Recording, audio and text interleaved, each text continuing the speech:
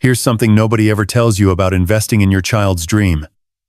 The moment you sign that check, you stop being just a father.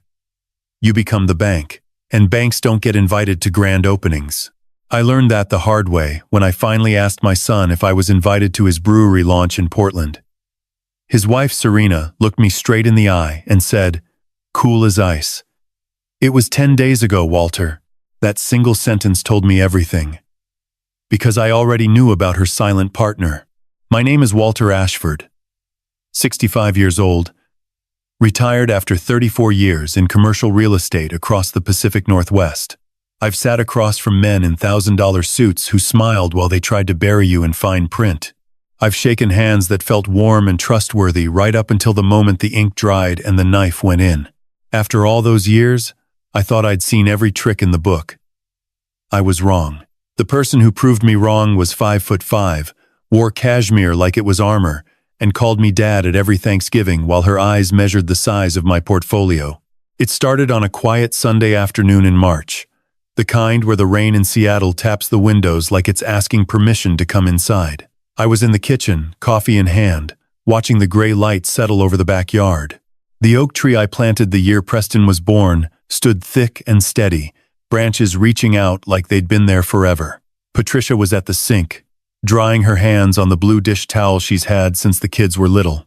That towel has seen more family dinners, more arguments, and more quiet victories than most people have in a lifetime. The doorbell rang. Preston walked in with that familiar stride, confident, a little too eager. The way young men move when they believe they've finally figured life out. Serena followed half a step behind. Her arm looped through his like they were presenting a united front. She wore a soft gray sweater that probably cost more than my first car, hair pulled back neatly, smile already in place. She always had that smile ready, the one that made you feel like you were the most important person in the room, until you noticed how long it lingered. "Dad, Mom," Preston said, setting a thick folder on the kitchen table with a soft thud. "We've got something we want to show you." He launched into it like he'd rehearsed in front of a mirror for weeks. Craft Brewery. Portland location right on the river. Small batch production with a tap room that felt like a neighborhood living room. Local ingredients. Seasonal rotations. Even an app for ordering pints from your phone. He had spreadsheets, market research, a sleek logo mock-up that said, Ashford & Co. Brewing, in clean modern letters. My last name. My son's ambition. Something in my chest tightened at the sight of it. Pride. Sure. But also that old real estate instinct that whispers when a deal looks too clean. Patricia glanced at me. I glanced at her. We'd been married 38 years. We could have entire conversations without saying a word. Preston leaned forward, eyes bright. "This isn't some whim, Dad. I've been researching for almost 2 years. Serena helped pull the financials together. She's got the background for it. We're not asking for a handout. This is a real business, a legacy." Serena nodded at just the right moment, her hand resting lightly on his shoulder. "Walter, Preston talks about you all the time. He wants this to be something the whole family can be proud of." She tilted her head, that half-second pause I would come to recognize later. "It's going to change everything for us. For all of us." The way she said, "all of us," landed a little too smoothly, like she'd practiced it in the car on the way over. I picked up the folder, flipped through the pages slowly, letting the silence stretch. The projections looked professional, clean numbers, reasonable timelines, market data that checked out at first glance. But something felt polished. Too polished. Like a house staged for sale where every pillow is perfectly fluffed and every lamp turned to the exact same angle. "How much are we talking?" I asked quietly. Preston named the figure. Not small. Not insane for a brewery build-out in Portland, but enough to make most retirees pause. Enough to make me pause. I closed the folder. "I'll think about it." Preston's face lit up like I'd already said yes. He stood, hugged his mother, shook my hand a little too firmly, and they headed out. Serena turned at the door, gave me that same measured smile. You won't regret it, Walter. I promise. The door clicked shut. Patricia waited until the car pulled away before she spoke. She already knows the number, she said, voice low. I looked at her. What number? The exact amount they need. She's been watching you the whole dinner. The whole conversation. She already knows what she's asking for. I didn't answer right away. I just stared at the folder still sitting on the table, the logo with my family name shining under the kitchen light. Outside, the rain had picked up, tapping harder now, like it was trying to warn me. Inside, the oak tree stood steady in the backyard. Roots deep, branches wide. 34 years of watching something grow. I thought about my son's hopeful eyes. I thought about Serena's smile that lasted just a half second too long. And for the first time in a long while, that old real estate voice in the back of my head spoke clearly. Something here wasn't right. I picked up my phone, scrolled to an old contact, Douglas Fitch, the only man I knew who treated tax fraud like a Sunday crossword. I stared at the name for a long moment before I hit call. This wasn't going to be the simple yes I almost gave my son. This was the beginning of something else entirely. I stared at Douglas's name on the screen for a long beat, thumb hovering. The house was quiet now, just the low hum of the refrigerator and the rain still tapping at the windows like it knew something I didn't.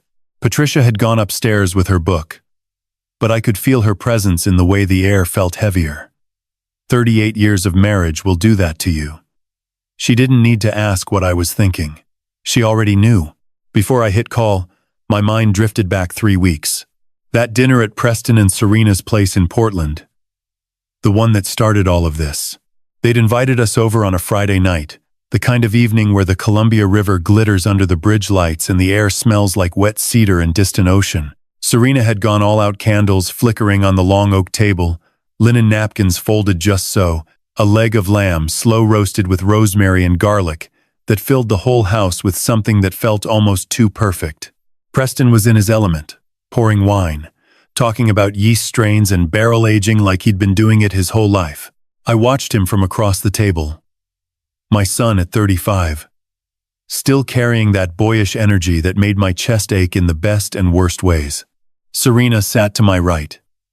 She looked effortless in a cream cashmere sweater, hair loose around her shoulders, the kind of woman who made you forget she was calculating every move.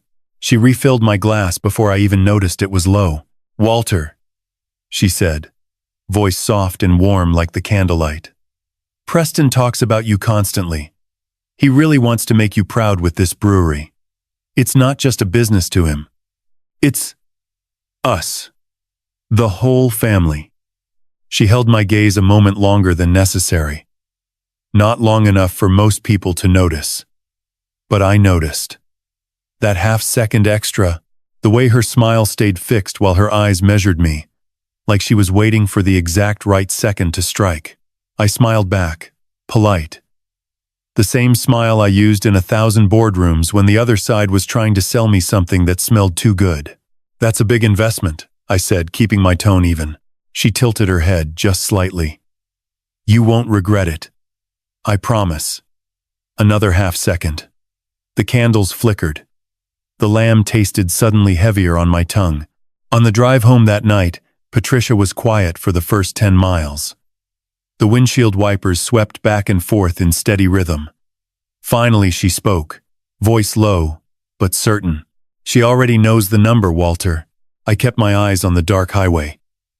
What number? The exact amount they need. She's been watching you all night. The way she smiled when she said the whole family. She's already decided how much she's asking for. I didn't answer right away. The wipers kept their rhythm. Patricia reached over and rested her hand on my knee. The same quiet gesture she'd used for decades when she knew I was turning something over in my mind. I'm not saying don't help him, she added. I'm saying, pay attention. There's something off about the way she's pushing this. That conversation sat with me for the next 3 weeks like a stone in my shoe. Every time I looked at the folder Preston left on our kitchen table, I heard Patricia's words and saw Serena's smile that lingered half a second too long. Now, standing in my own kitchen with the phone in my hand, I finally hit call. Douglas picked up on the second ring. His voice was dry as always, the tone of a man who'd spent his life digging through other people's lies and found it mildly entertaining. Walter, to what do I owe the pleasure? Last time you called me on a Sunday, it was because your contractor tried to hide an extra 200 grand in change orders. I didn't waste time. I told him everything. The brewery pitch, the spreadsheets, the logo with my name on it, Serena's smile, Patricia's warning. He listened without interrupting, which for Douglas was rare. When I finished, he let out a low whistle. You want me to look at the business plan? Everything, I said. The LLC filings, the vendor contracts, the bank accounts she helped set up. All of it. He paused. That's a big word, Walter. I know what I'm paying you for. He laughed once, short and sharp. Give me 2 weeks, I'll dig. But if this is clean, you're buying me a very expensive bottle of scotch. Deal. I hung up and set the phone down. The kitchen felt different now. The folder still sat on the table, innocent looking under the overhead light. Outside, the oak tree stood solid against the gray sky. Roots deep in the soil I'd turned with my own hands. 35 years ago. I walked to the window and stared at it.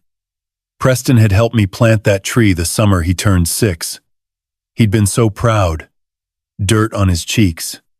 Grin missing 2 front teeth. Back then, the only thing he wanted to build was a treehouse. Now he wanted to build a legacy. With Serena, I thought about the way she'd said, the whole family. The way her eyes had flicked to the folder like she was already counting the money inside it. My phone buzzed. A text from Preston. Thanks again, Dad. This means everything. Serena and I are so excited. I stared at the screen a long moment before typing back a simple, talk soon. Then I deleted the draft and set the phone face down. 2 weeks. That's how long I had to decide whether I was going to hand my son his dream or protect him from something that might destroy it. The rain picked up again, harder now, drumming against the glass like it was trying to tell me I was already too late. But I wasn't. Not yet.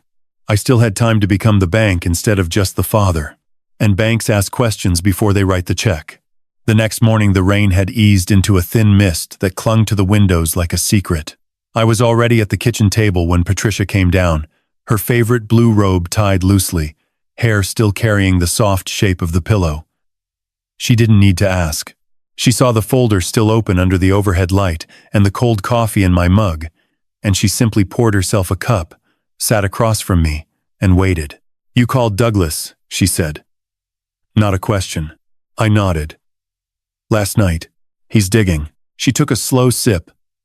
Eyes on the logo that said Ashford & Co. Brewing. Good. Because that smile of hers keeps replaying in my head. I leaned back in the chair. The wood creaked under my weight, the way it had for 30 years. Tell me again.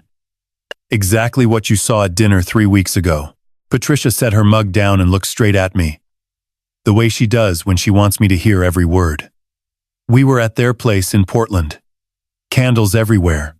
That lamb smelled so good it almost made me forget how staged the whole thing felt. Preston was talking nonstop about barrel aging and customer acquisition. Serena kept refilling your glass before it even got low.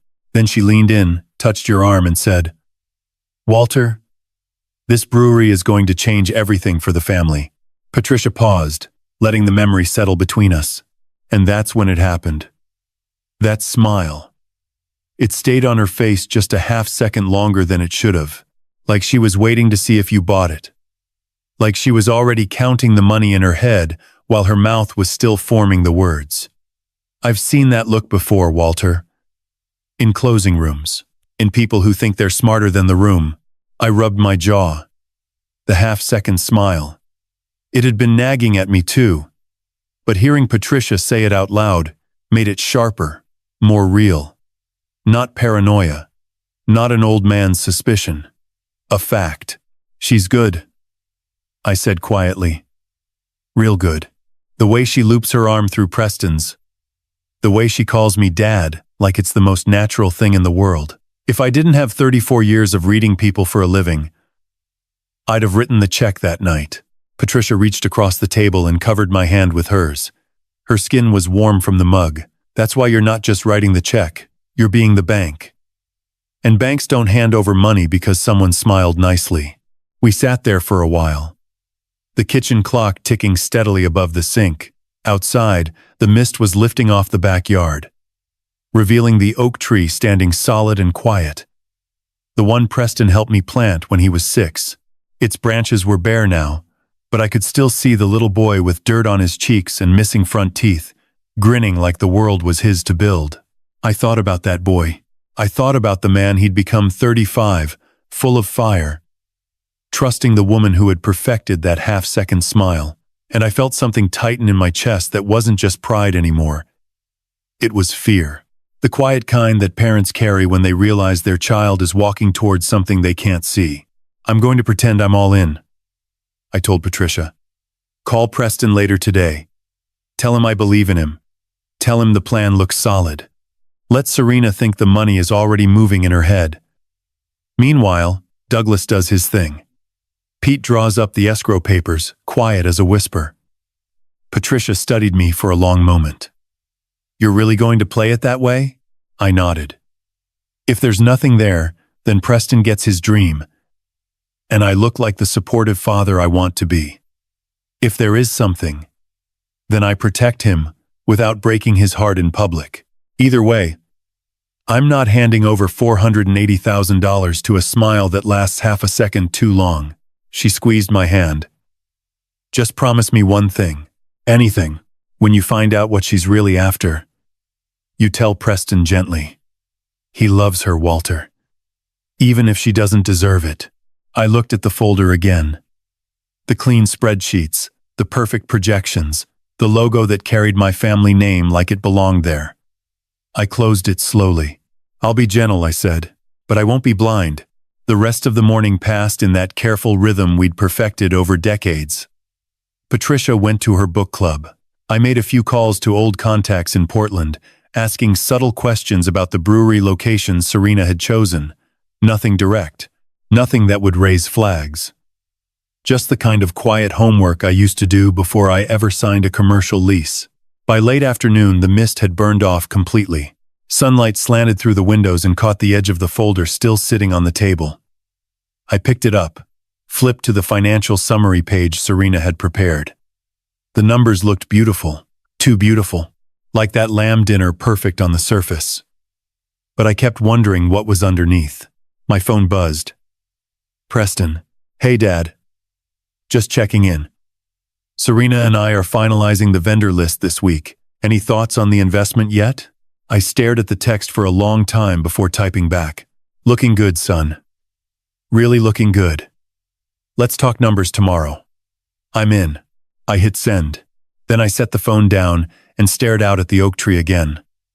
The branches moved slightly in the breeze, patient and steady, the way good roots always are. Somewhere across the river in Portland, Serena was probably smiling right now, thinking the bank had just opened its doors. She didn't know the bank had already started asking questions, and the questions were only going to get louder. The text sat on my screen like a loaded gun I'd just handed to the wrong person. I'm in. 2 little words.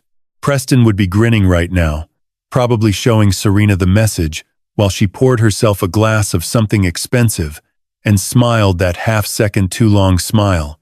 I locked the phone and set it face down on the table. Patricia walked back into the kitchen carrying 2 fresh mugs of coffee. She'd changed into her everyday sweater, the soft navy one with the small hole on the left sleeve she refused to throw away. She handed me 1 mug and sat down without a word, the way she always did when she knew the conversation wasn't over. You really told him you're in, she said quietly. I wrapped both hands around the warm ceramic.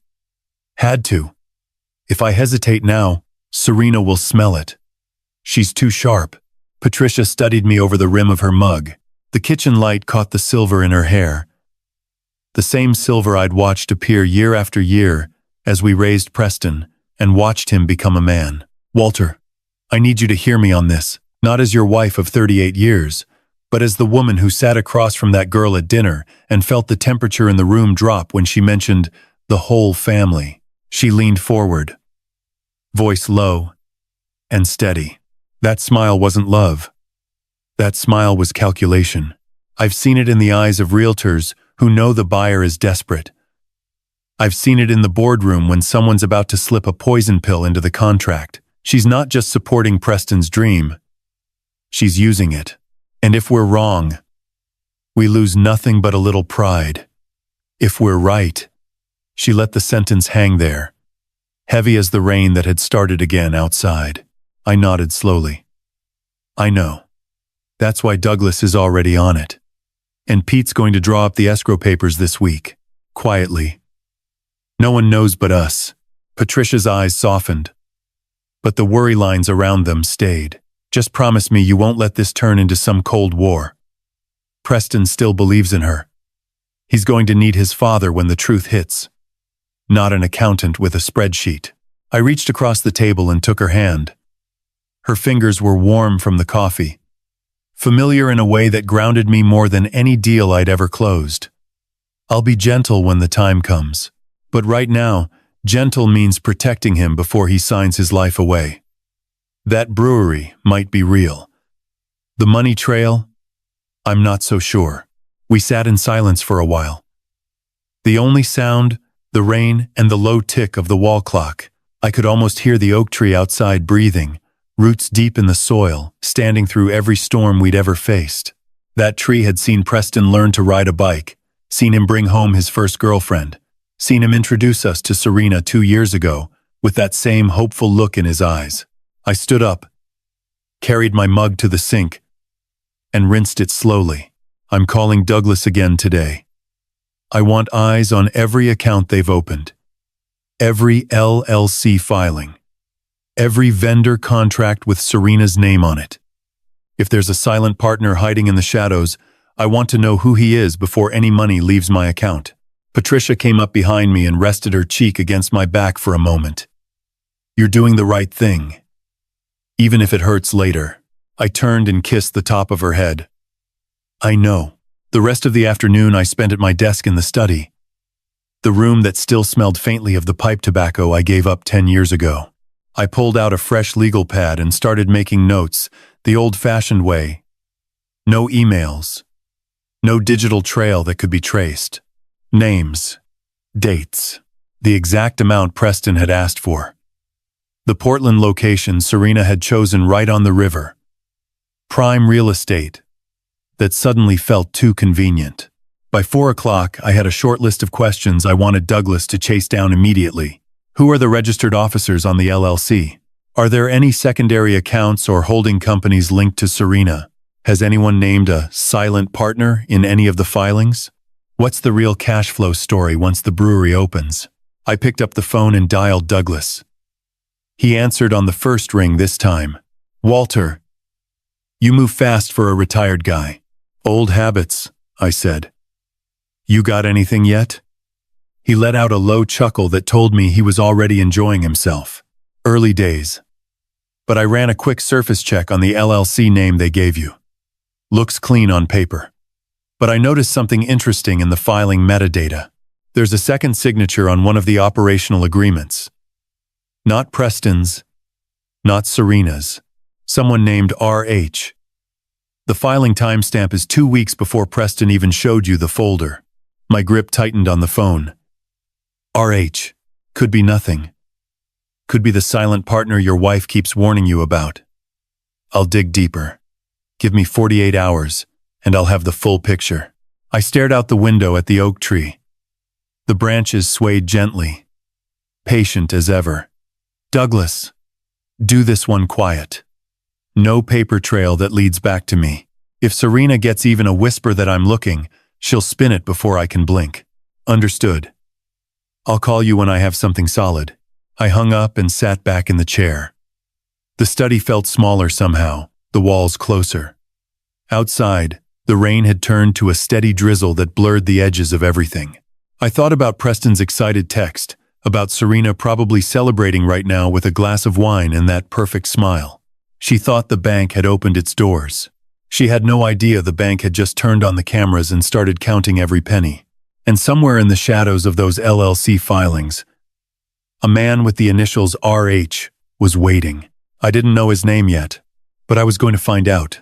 The study felt smaller than usual, the walls pressing in as I stared at the legal pad where I'd written RH in capital letters and underlined it twice. The rain had turned to a steady drizzle outside, the kind that blurred the lines between the oak tree and the gray sky. I picked up the phone again, heart beating a little harder than I wanted to admit. Douglas answered on the first ring, his voice carrying that dry, almost amused tone he reserved for when he'd already found something interesting. "Walter, you're not going to believe how fast this is moving." I leaned forward in my chair, elbows on the desk. "Talk to me." Douglas didn't waste time with pleasantries. I ran the initials RH through every public filing I could access without raising flags. Turns out the second signature belongs to a man named Richardson Hale. Age 42. No criminal record on paper. But his financial footprint is creative. He's listed as a consultant on one of the operational agreements for the Brewery LLC. The timestamp on that document is exactly 17 days before Preston ever walked into your kitchen with that folder. My stomach tightened. 17 days. That meant Serena and this Richardson Hale had been setting the stage long before my son even pitched the dream. "Keep going," I said, voice low. Douglas cleared his throat. "Here's where it gets fun." I cross-referenced the LLC filings with the bank accounts Serena helped set up. "There's a second set of books, Walter. The business plan your son saw, the one with the beautiful spreadsheets and reasonable projections, is a showpiece. What she actually filed with the county and the bank tells a different story. Operational expenses are being routed through a holding company registered under Hale's name. It's not connected to the brewery on paper. It's a shell, clean, professional, and completely hidden unless you know exactly where to look." I closed my eyes for a second, letting the words sink in. The half-second smile, the candlelit dinner, the way Serena had said the whole family, like it was a promise instead of a trap. All of it clicked into place like the final piece of a puzzle I never wanted to solve. "How long have they been setting this up?" I asked. "From what I can see, at least 3 months before Preston showed you the plan. Hale has a history of consulting for small businesses that suddenly need large infusions of cash. 2 other LLCs in the past 4 years, both in Oregon and Washington. Both ended in quiet bankruptcies after the investors wired the money. No charges filed yet, but the pattern is ugly." I stood up and walked to the window. The oak tree stood there, steady as always, branches heavy with rain. I pictured Preston at 6 years old, helping me dig the hole for that tree, his small hands covered in dirt, eyes shining with the kind of trust only a child can have in his father.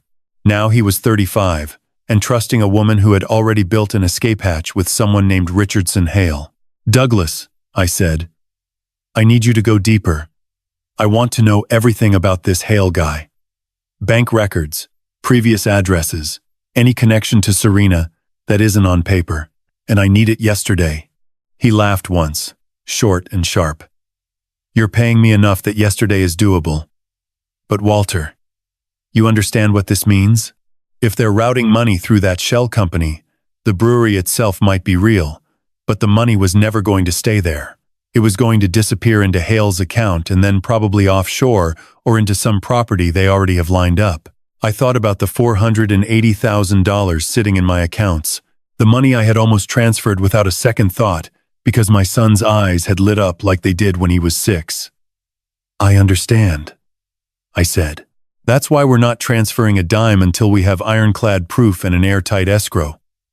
Pete's already drafting the papers.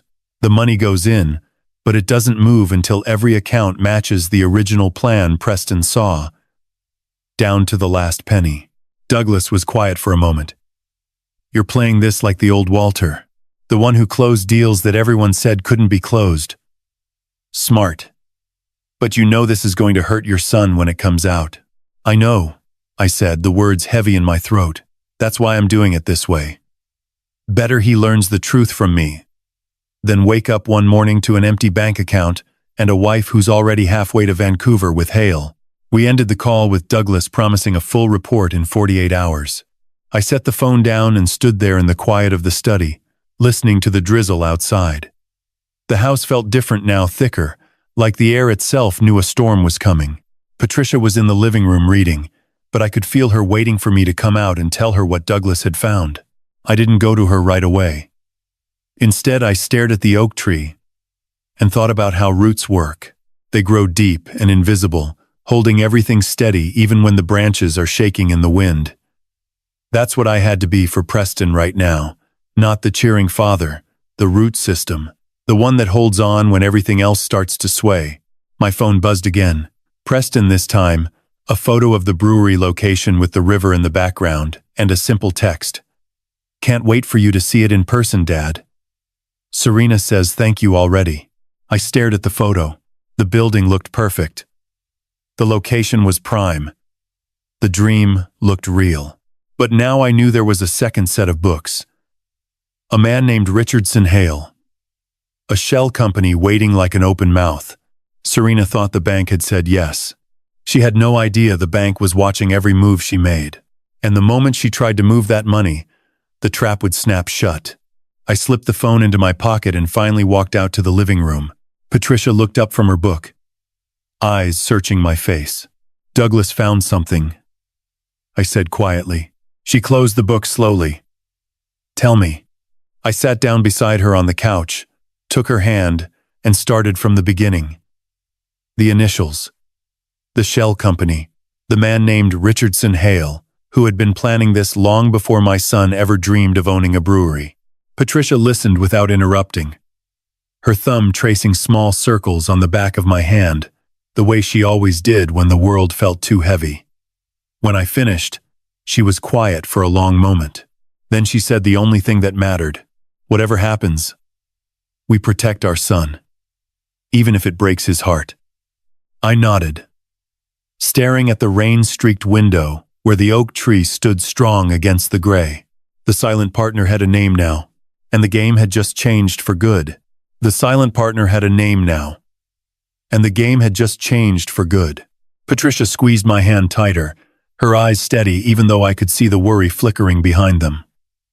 "Then we do what we have to do," she said softly. "But Walter, when you talk to Preston, make sure he hears the father first, not the banker. At least for now." I nodded and stood up, the weight of the decision settling into my bones like the rain outside settling into the soil around the oak tree. I walked to the study, closed the door gently, and picked up the phone. My thumb hovered over Preston's name for a long second before I pressed call. He answered on the first ring, voice bright and breathless like he'd been waiting by the phone.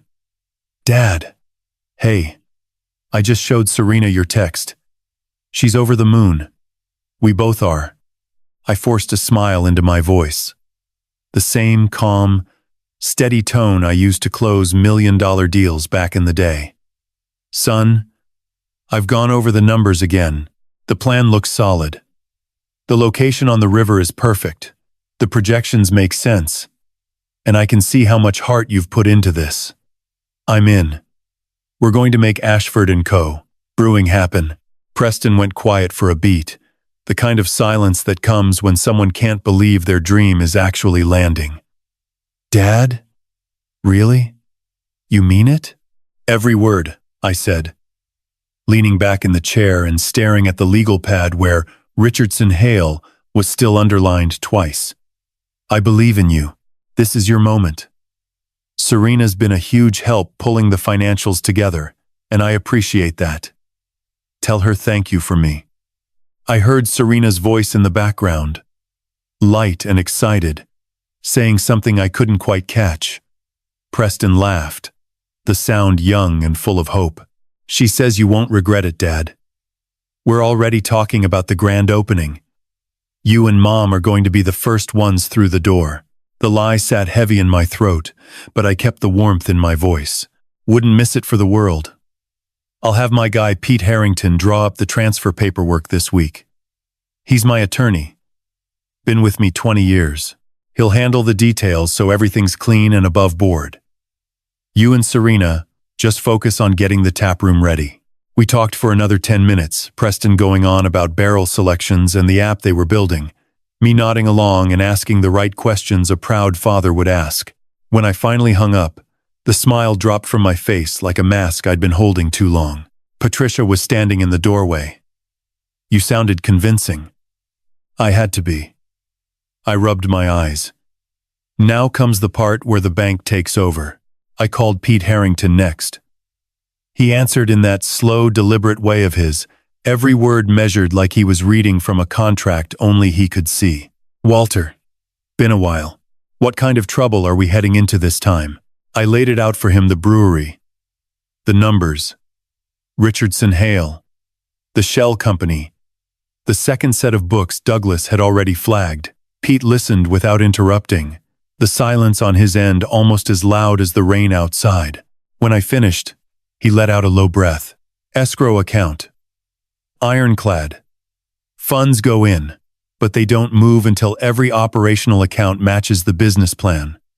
Preston was shown line for line, penny for penny. "I'll add a verification clause that requires full documentation from both sides before release. If Serena or Hale tries to reroute even a dime, the money stays frozen and we trigger an audit." "Exactly," I said. "And I want it quiet. No one outside this circle knows the money is being held. Not Preston, not Serena, not yet." Pete chuckled once, dry as old paper. "You're building a cage, Walter. A nice, legal, invisible cage. I'll have the paperwork ready by tomorrow afternoon. You want me to meet you at the bank or handle it remotely?" "Remote for now. I'll sign whatever you send. Just make sure the language is tight enough that a dozen lawyers couldn't slip through it." We went over the details for another 20 minutes: account numbers, verification triggers, the exact wording that would protect the principal while looking like a normal investment transfer. When I hung up, the study felt different. The trap was no longer an idea. It was paper. It was numbers. It was real. I walked back to the living room where Patricia was waiting with 2 fresh cups of coffee. She handed me one, and we sat together on the couch. The same couch where Preston used to fall asleep watching baseball games when he was little. "You're really doing this," she said. "I'm protecting our son," I answered. "The brewery might be real. The dream is real. But the money was never going to stay in the dream. It was going to disappear into Hale's pockets and whatever property they've already got lined up in Vancouver. I'm not letting that happen." Patricia rested her head on my shoulder, the way she had 1,000 times over the years. "He's going to be devastated when he finds out. I know. But better a broken heart now than a ruined life later." We sat like that for a long time, the rain tapping steadily against the windows, the oak tree standing guard outside. I thought about all the deals I'd closed in my career, some clean, some messy, some that left scars on both sides. This one felt different. This wasn't business. This was blood. This was the boy who once helped me plant that tree, now walking straight into a trap built by the woman he loved. My phone buzzed on the coffee table. A text from Serena. "Walter, thank you from the bottom of my heart. Preston is over the moon. This is going to be amazing for all of us. Can't wait to celebrate the transfer when it clears." I stared at the message. The words looked warm. The intent behind them felt ice cold. I typed back a simple, "looking forward to it," and hit send. Then I set the phone down and looked at Patricia. "The cage is built," I said quietly. "Now we wait for them to step inside." Outside, the drizzle kept falling, soft and patient. The same way roots grow slow, invisible, and impossible to pull up once they've taken hold. The bank had spoken. Now it was time to see who would try to rob it. The cage is built. Now we wait for them to step inside. 2 days later, the paperwork from Pete arrived by secure courier thick manila envelope. No return address, just my name, in his careful handwriting. I signed every page at the kitchen table while Patricia watched from across the room, her coffee growing cold. The escrow language was airtight. Funds released only after full verification that every operational account matched the business plan Preston had shown me. Line for line, penny for penny. Any discrepancy in the money stayed frozen. No exceptions.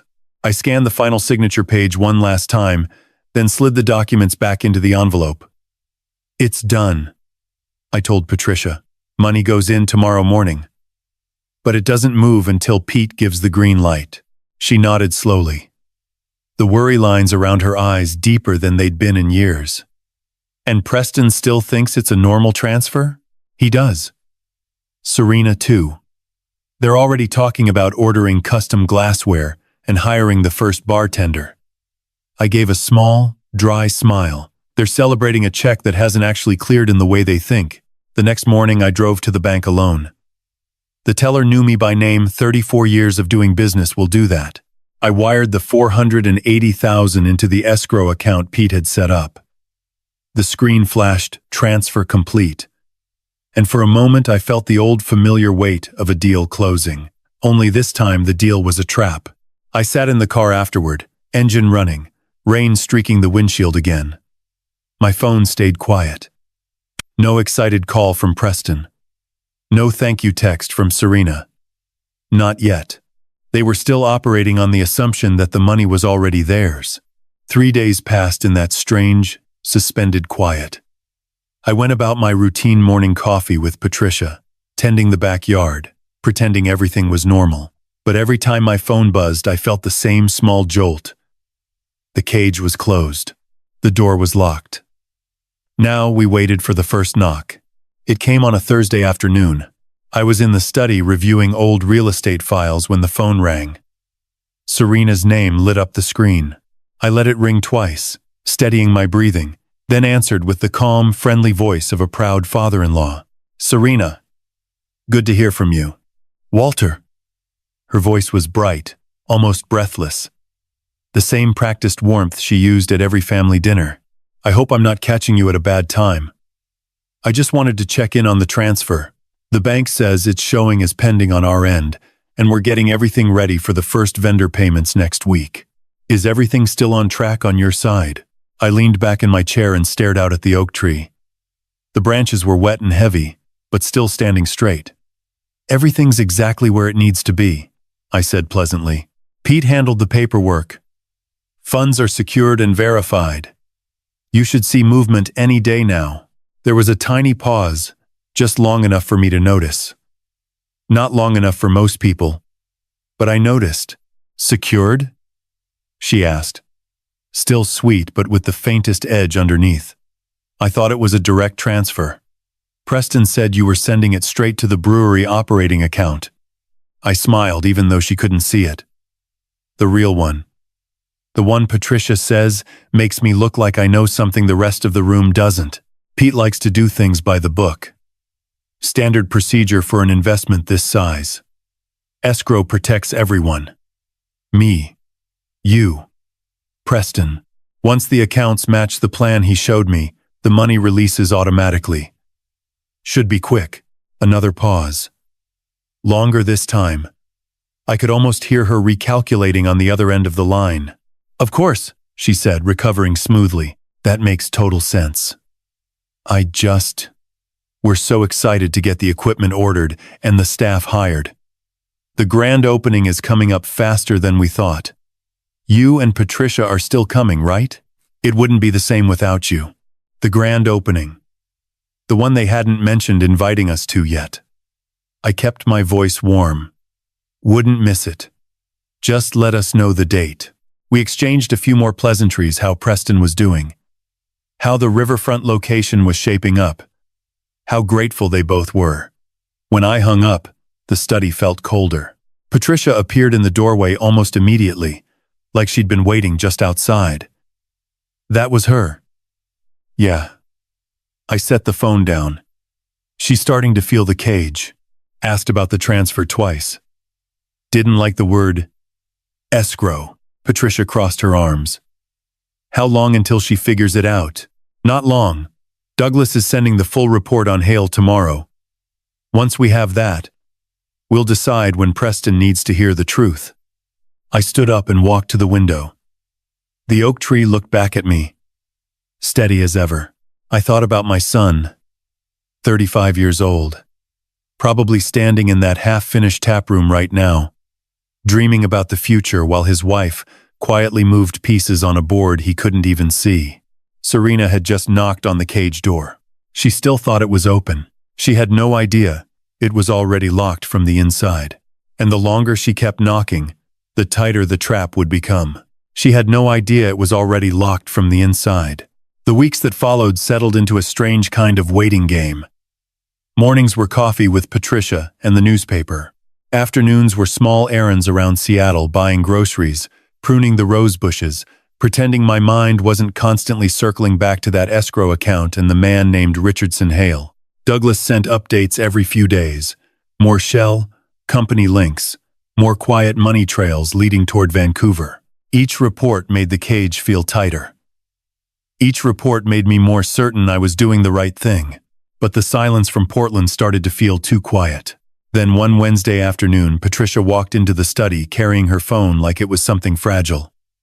Her face was calm, but I knew that look, the one she wore when she was trying not to let anger show. "Serena just called," she said. I set down the pen I'd been using to make notes, and Patricia sat on the edge of the desk, voice low. She said the brewery had its grand opening 10 days ago. She called it very intimate, very low-key, only close family and friends. The words landed like a quiet punch to the ribs. 10 days. Not a text, not a photo, not even a casual mention when she called about the transfer. Nothing. I leaned back slowly, letting the information settle. Close family and friends, I repeated, tasting how bitter the words felt. We're his parents, Patricia. I know. Her hand found mine. She made it sound like we just slipped her mind, like we were an afterthought.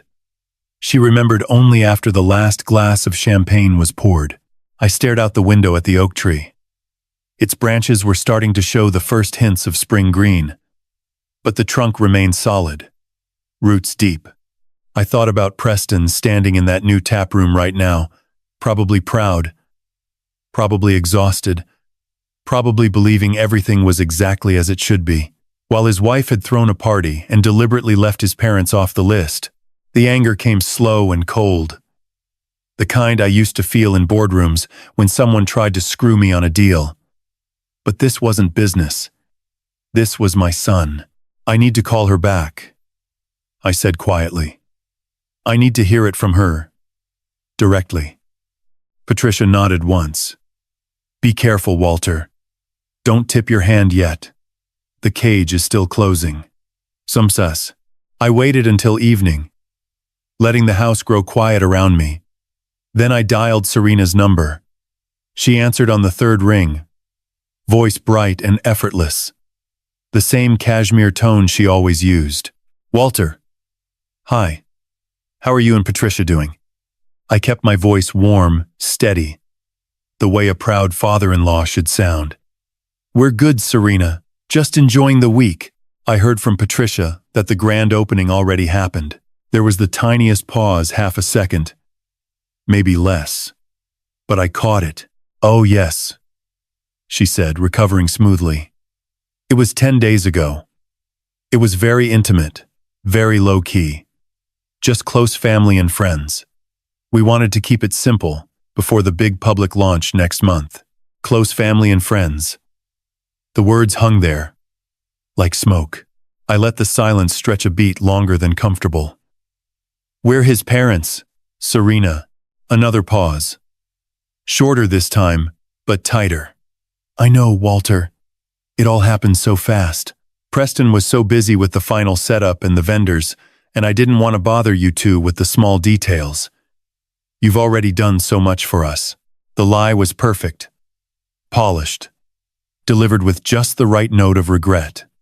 But I could hear the calculation, underneath the same calculation I'd seen in that half-second smile at the candlelit dinner. I understand, I said pleasantly. Congratulations on the opening. Must have been quite the night. It really was, she replied. voice lifting again. The tap room looked beautiful. Everyone loved the branding. Your name on the sign means so much to Preston. My name. On a sign. At a party I wasn't invited to. I smiled the real smile again. The one no one could see. I'm sure it does. Pete mentioned the verification process is almost complete. You should see the funds move very soon. Wonderful, she said quickly. Too quickly. We can't wait. The equipment orders are ready to go the second the money clears. We said our goodbyes with all the warmth of two people reading from different scripts. When I hung up, the study was completely silent except for the rain tapping at the window again. Patricia appeared almost immediately, like she'd been waiting just outside the door. She didn't ask what Serena said. She already knew from the look on my face. She said it was 10 days ago, I told her. Called it intimate. Close family and friends. We weren't on the list. Patricia's jaw tightened. The only outward sign of the storm I knew was raging inside her. She excluded us from our own son's dream. After everything, I stood up and walked to the window, pressing my palm against the cool glass. The oak tree stood dark and steady against the gray evening sky. I thought about Preston as a boy, helping me plant that tree, his small hands covered in dirt, eyes full of trust. I thought about him now, standing in that tap room with my name above the door, celebrating with people who weren't us. The anger wasn't hot anymore. It was cold, precise, the kind that wins wars. She's checking on the money, I said quietly. That's why she called. The grand opening was the excuse. She's starting to feel the cage tightening around that shell company of hers and Richardson Hale. Patricia came up beside me and slipped her arm through mine. Then let her feel it. Let her keep knocking. I nodded, staring at the tree that had outlasted every storm we'd ever faced. Serena had thrown a party and deliberately left us out. She had no idea the real party, the one where the trap finally snapped shut, was only just beginning.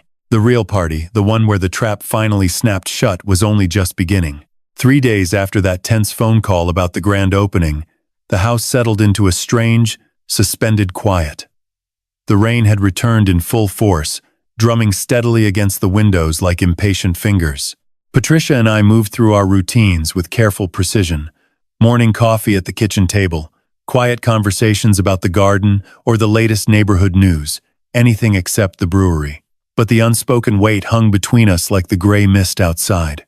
The oak tree in the backyard stood solid and patient, its new spring buds just beginning to push through, fragile green against the dark branches. I found myself staring at it more often, remembering the day Preston helped me plant it when he was 6, his small hands covered in dirt, eyes shining with pure trust. I was in the study reviewing Douglas's latest report when my phone rang again. Serena's name lit up the screen. This time I let it ring twice, steadying my breathing, then answered with the same calm, friendly tone I'd perfected over the years. Walter, she said immediately. And right away, I heard the difference. The warm cashmere voice was still there, but thinner now, stretched tight like a wire about to snap. There was a faint tremor underneath, the kind you catch only if you're listening for it. I'm so sorry to call you again so soon. I hope I'm not interrupting anything important. Not at all, I replied pleasantly, leaning back in my chair.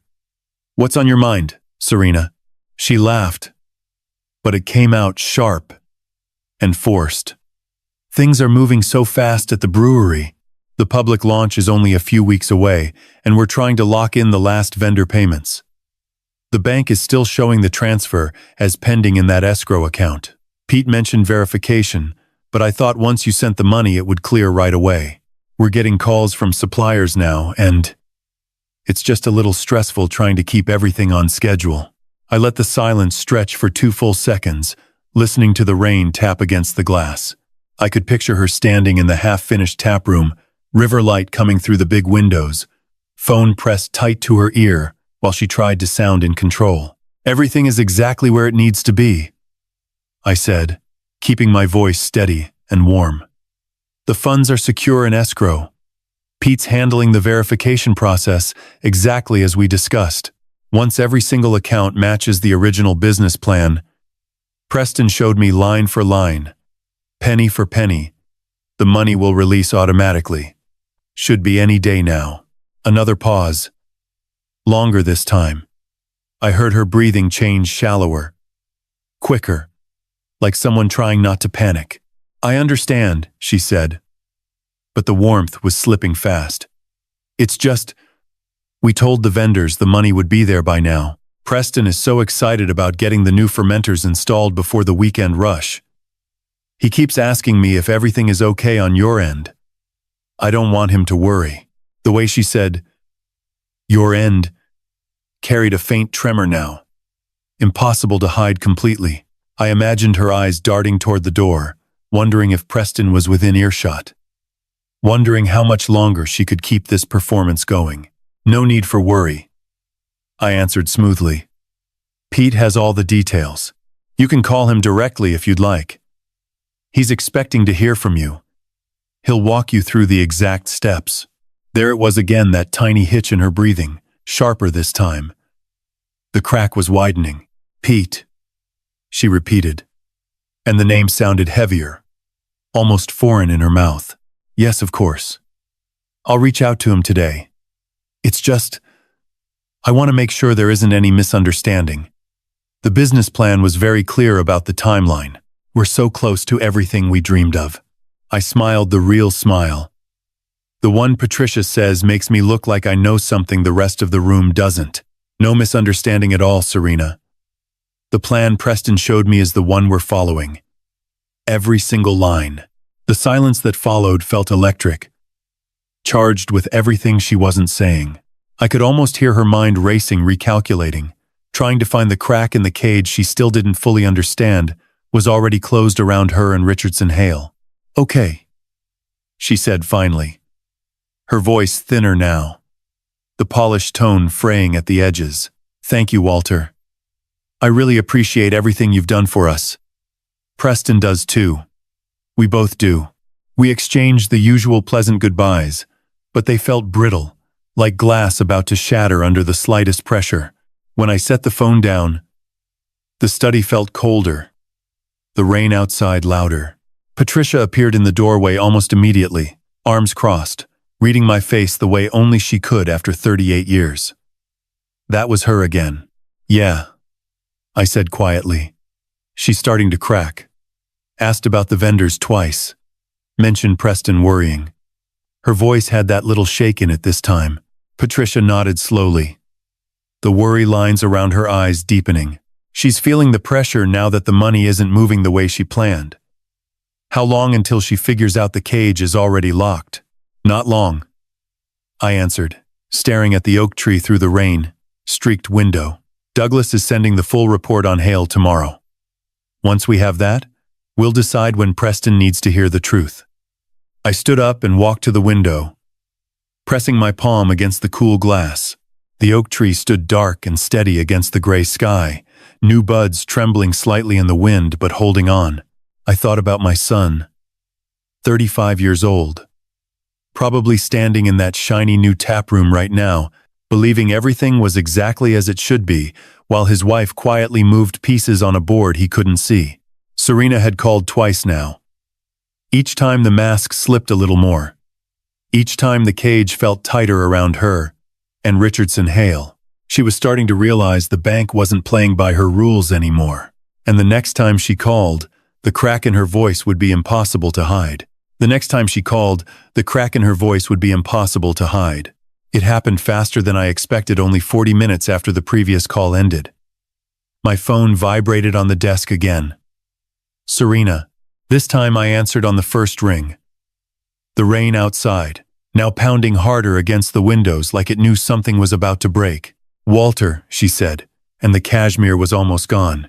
Her voice was still trying to hold the warmth, but it frayed at every edge, breath coming quicker, words tumbling out before she could stop them. I'm sorry to call back so soon. I just spoke with the bank again, and the escrow is still showing as frozen. They said something about verification and a lawyer named Pete.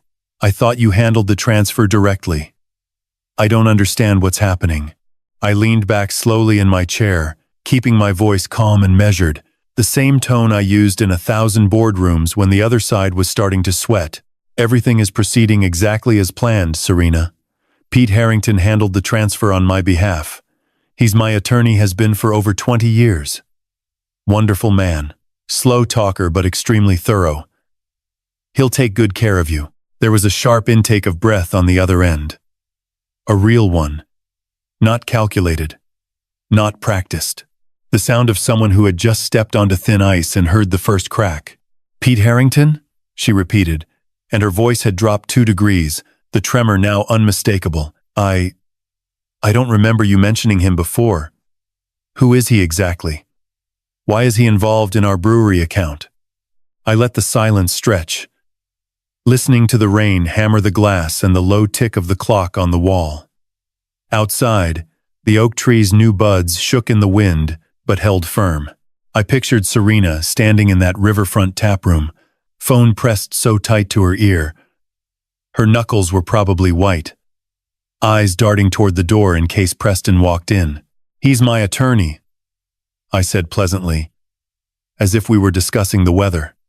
He drew up the escrow agreement to protect everyone involved. Standard procedure for an investment this size. Once he verifies that every operational account matches the exact business plan, Preston showed me the one with the clean spreadsheets and reasonable timelines the funds will release. You can call him directly. Tell him Walter sent you. He's expecting your call. Another pause. This one lasted 4 full seconds. I counted. 4 seconds is an eternity on a phone call when someone is trying not to panic. Walter. Her voice cracked openly now, the polished daughter-in-law mask slipping completely. I don't understand.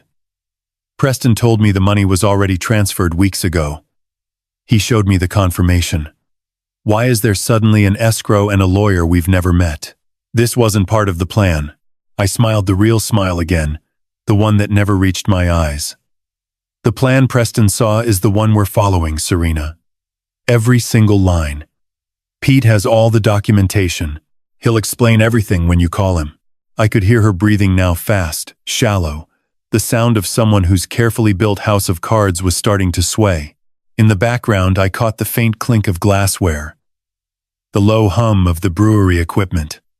The life she and Richardson Hale had been building on borrowed time. Walter, please, she said, and for the first time the word please sounded genuine, edged with something close to fear. Just tell me what's going on. If there's a problem with the accounts, we can fix it. Preston is pouring everything into this. He believes in it.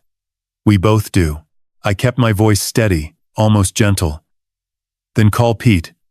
He'll take good care of you. He always does. The line went quiet again. I could almost see her recalculating, trying to find the exit she thought she still had.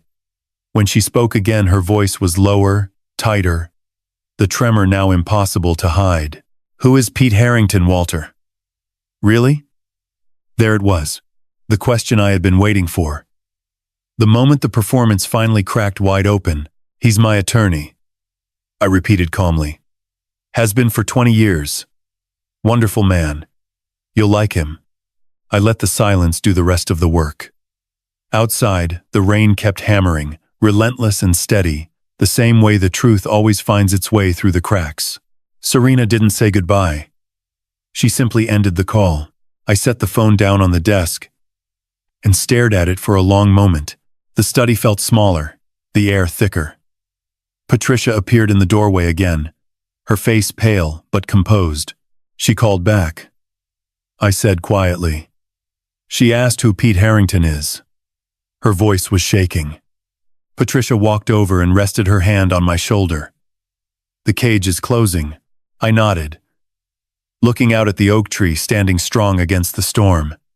Its roots went deep, invisible but unbreakable, just like the trap we had built.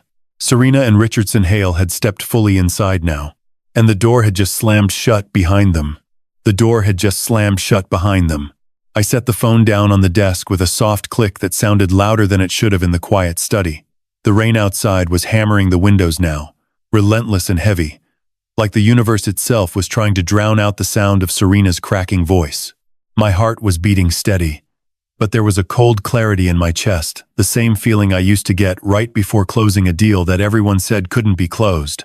Patricia was still standing in the doorway, her hand resting on the frame, eyes searching my face. She didn't need words. She already knew. She asked who Pete Harrington is. I said quietly. Her voice was shaking. She's scared now. Really scared. Patricia exhaled slowly. The sound heavy, with everything a mother feels when her child is about to have his world broken. Then it's time, Walter. He needs to hear it from you.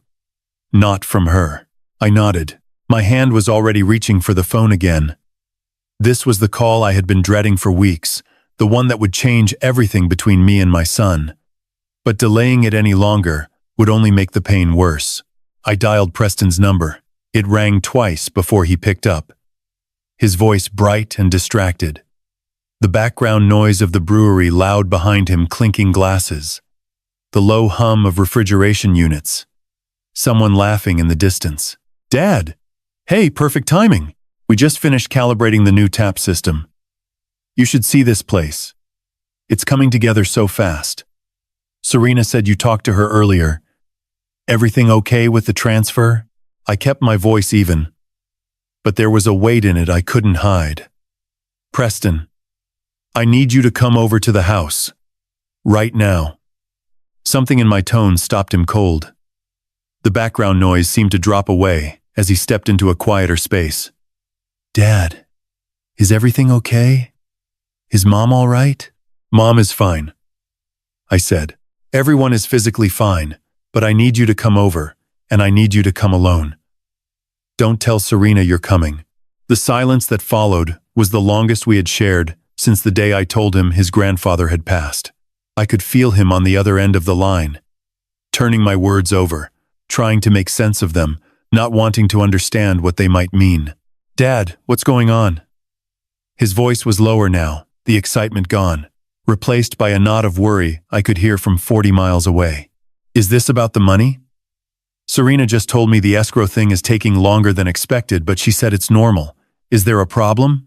I closed my eyes for a second, picturing my son standing in that beautiful new tap room with my name above the door, still believing in the dream while the foundation was already crumbling beneath him. Come over, son. I'll explain everything when you get here. Just come alone. Another long pause. I heard him swallow. Okay. I'm leaving now. I'll be there in about 40 minutes. The call ended. I set the phone down and stared at it for a long moment. The rain kept pounding outside, but inside the house the quiet felt heavier than ever. Patricia walked over and placed her hand on my shoulder, her touch warm and steady. You did the right thing, she whispered. He needs to hear it from his father. I nodded, but the weight in my chest didn't ease. This was the moment I had prepared. For the moment, the banker had to step aside so the father could deliver the hardest truth of his life. I thought about Preston as a little boy, helping me plant that oak tree, his small hands covered in dirt, trusting me completely. Now he was 35, and I was about to tell him that the woman he loved had been planning to take everything from him. 40 minutes later, the doorbell rang. I opened the door to find Preston standing there in the rain, jacket dotted with water, hair damp, eyes already carrying the question he was afraid to ask. He looked exactly like what he was, a man who had driven across town with a knot in his stomach he didn't have a name for yet. Patricia hugged him first, holding on a beat longer than usual. Preston let her, which told me the knot had already started to tighten. We moved into the kitchen, the same kitchen where he had laid out those folders and his dreams months ago. He sat at the table, the same chair he always took. I sat across from him. Patricia stayed nearby, but gave us space, hovering in the doorway like a silent guardian. I didn't ease into it.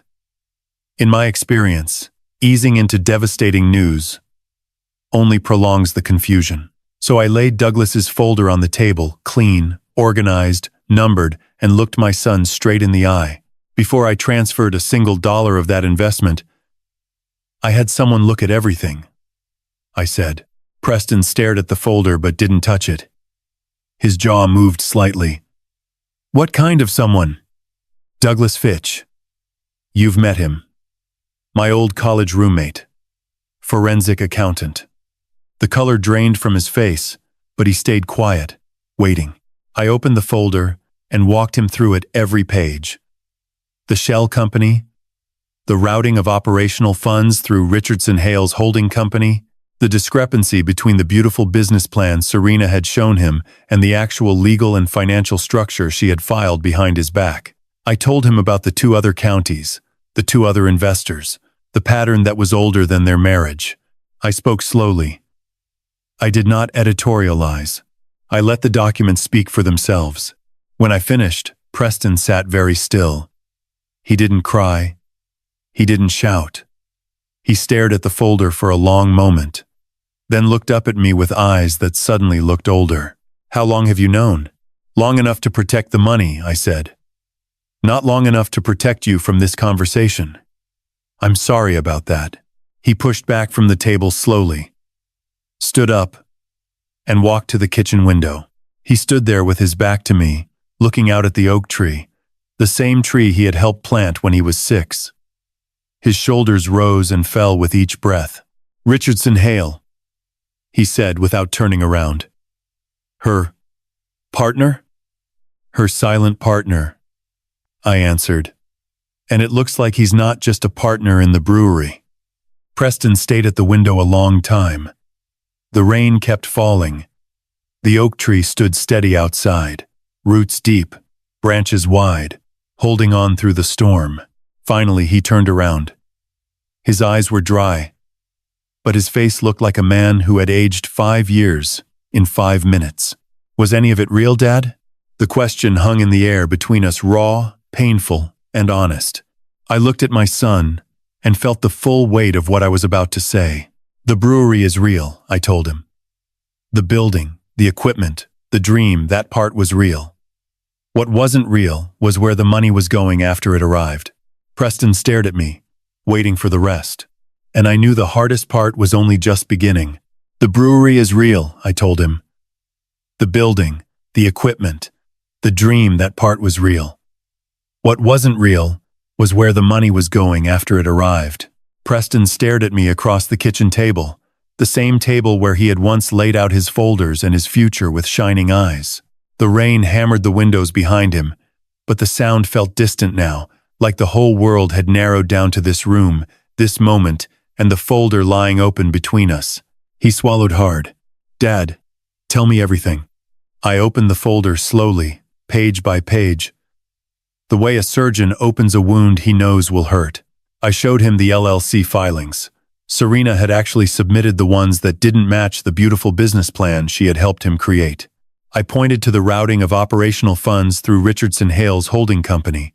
I laid out the bank statements Douglas had pulled. The timestamps that proved the shell company had been set up months before Preston ever walked into our kitchen with his dream. Every page I turned felt like another brick I was placing on my son's chest. Preston didn't interrupt.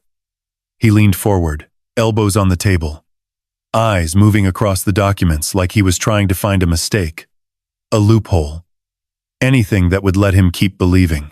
His hands started to tremble slightly when he reached the page that showed Hale's signature on the operational agreement. The same signature that had appeared 17 days before Preston even showed us the plan. Her cousin, he whispered finally, voice cracking. Richardson Hale. I met him. He came to the brewery last month, shook my hand, told me he was just helping with the equipment setup. I thought he was family. He pushed the folder away, like it burned him. Then he stood up abruptly, walked to the kitchen window, and pressed both palms against the glass. His shoulders shook once, not crying, not yet, but something deeper. The kind of shudder that comes when the ground under your feet disappears.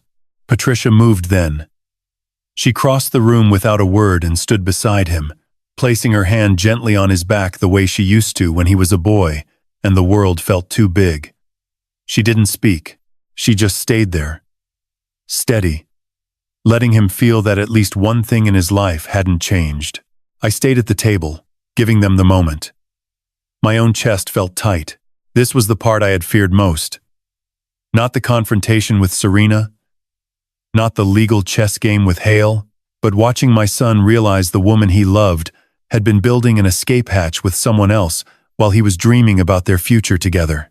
After a long time, Preston spoke again, still facing the rain-streaked window. She showed me a confirmation, a bank transfer receipt. She said the money had already gone through weeks ago. I saw the numbers. I saw your name on it. She fabricated it. I said quietly. Douglas believes she created a fake confirmation to keep you calm while she moved the real pieces. The money never left the escrow account.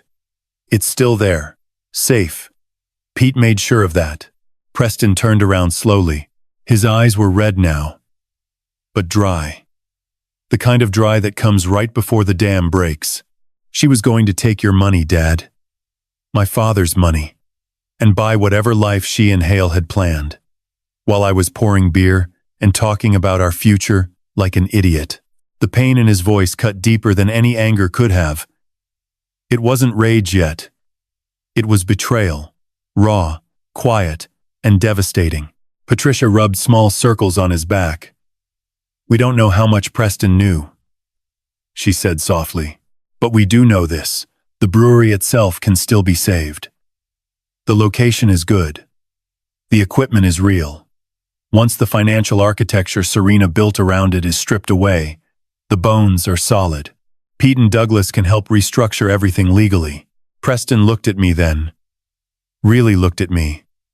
Like he was seeing his father for the first time in years. You knew. All this time. You sat there and pretended to believe in us while you were building a cage around the money. I believed in you, I said, my voice rough. I still do. That's why I did this. Because I love you enough to protect you, even when it means breaking your heart. He stared at me for a long moment. Then something inside him seemed to give way. He walked back to the table, sat down heavily, and put his face in his hands. The kitchen was silent except for the rain, and the sound of his breathing ragged, uneven. The sound of a man watching his entire world crack apart. Patricia sat beside him and wrapped one arm around his shoulders. She didn't offer empty words. She just held him the way only a mother can when her child is falling apart. I stayed where I was, across the table, the open folder between us like a wound we had all been forced to look at. The oak tree outside stood steady in the storm, roots deep, branches wide. The same tree my son had helped plant when the only thing he believed in was me. After a long time, Preston lifted his head. His eyes were wet now. What happens next? He asked, voice hoarse. I looked at my son, the boy who once believed in dreams, the man who was now learning how expensive some dreams could be, and felt the full weight of what we had to do. The truth, I said. All of it. And then we decide how to save what's left of the brewery, and how to save you from her. The rain kept falling outside, steady and unforgiving. But inside that kitchen, something new was beginning to take root. Something stronger than the lie Serena had built.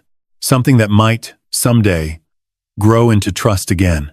The rain kept falling outside, steady and unforgiving, drumming against the kitchen windows like it refused to let the world move on. Preston stared at me across the table, eyes wet but clearer now, like the first crack of light after a long storm. What happens next? He asked again. Voice hoarse but steady. The kind of steadiness that comes right before a man decides to rebuild from the rubble. I looked at my son, the man who had just had his entire world shattered in the same kitchen where he once laid out his dreams with shining eyes, and felt the full weight of the answer I was about to give. The folder with Douglas's evidence still lay open between us, pages scattered like broken pieces of the life Serena had tried to steal. First, we finished the investigation, I said quietly. Douglas is still digging. Pete is coordinating with the county investigators. We need to know exactly how deep this goes before we make any moves. Patricia squeezed Preston's shoulder gently, her touch the same steady anchor it had been for 38 years of marriage and 35 years of raising our boy. And we do it together. As a family. No more secrets. Preston nodded slowly, then stood up and walked back to the window. He pressed his forehead against the cool glass, staring at the oak tree that had watched over every important moment of his life. Its branches swayed slightly in the wind, new spring buds trembling but holding firm, roots deep in the soil we had turned together when he was only 6. "I want to see everything," he said, voice low and raw. Every email, every transaction, every lie she told me while she smiled across the dinner table. "I need to know who the man I shook hands with really is." I picked up my phone and dialed Douglas. He answered immediately, voice sharp with the kind of excitement he reserved for cases that were about to explode. "Walter, you're on speaker with Pete. We just got the latest batch from the county records office and the bank subpoenas. You're not going to like this. Actually, none of us are." I put the phone on speaker and set it in the middle of the table. Preston came back and sat down heavily. Patricia stayed standing behind him, one hand still on his shoulder. "Tell us everything," I said. Douglas cleared his throat. "Richardson Hale isn't just Serena's cousin. He's her half-brother, same mother, different fathers. They've been running this exact scheme for at least 6 years. 3 previous investors in Oregon and Washington. All small business owners who thought they were helping a young couple build something real. All of them lost everything when the shell companies drained the accounts and filed bankruptcy. Hale always stayed in the shadows. Serena was the pretty face, the charming wife, who made the husbands trust her completely." Preston's hands clenched into fists on the table until his knuckles turned white. "My wife and her brother. They planned this together. From the beginning." Pete's slow, deliberate voice came through next, every word measured like he was reading from a contract. "We've already forwarded everything to 2 investigators who've been building a separate case on Hale for 18 months. They're very interested now that your $480,000 is involved. We can expect formal notices to be served within the next 48 hours. Serena and Hale will be called in for questioning. The net is closing fast," Douglas added, voice rising with the thrill of the chase. "One more thing that just came in. They have a property under a holding company in Vancouver, a waterfront condo overlooking the harbor. Purchased 2 months ago, using funds siphoned from the second victim. Looks like that was their exit plan once your money cleared. They were going to drain the brewery accounts, file bankruptcy, and disappear across the border with your life savings while Preston was left holding the empty shell."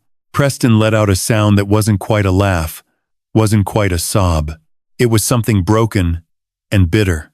They were going to take Dad's money, buy a condo in Canada, and leave me standing in a bankrupt brewery wondering what the hell happened, while I was talking about our future like a fool.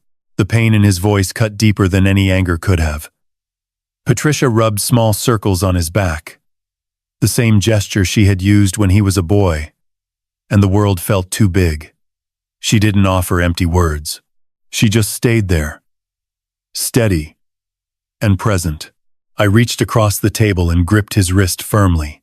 They were planning it, but they won't succeed. The escrow is locked. The investigators are moving. And you still have a choice in how this ends. Preston looked at me, eyes burning with a mixture of grief and resolve. I already made it. I'm filing for divorce.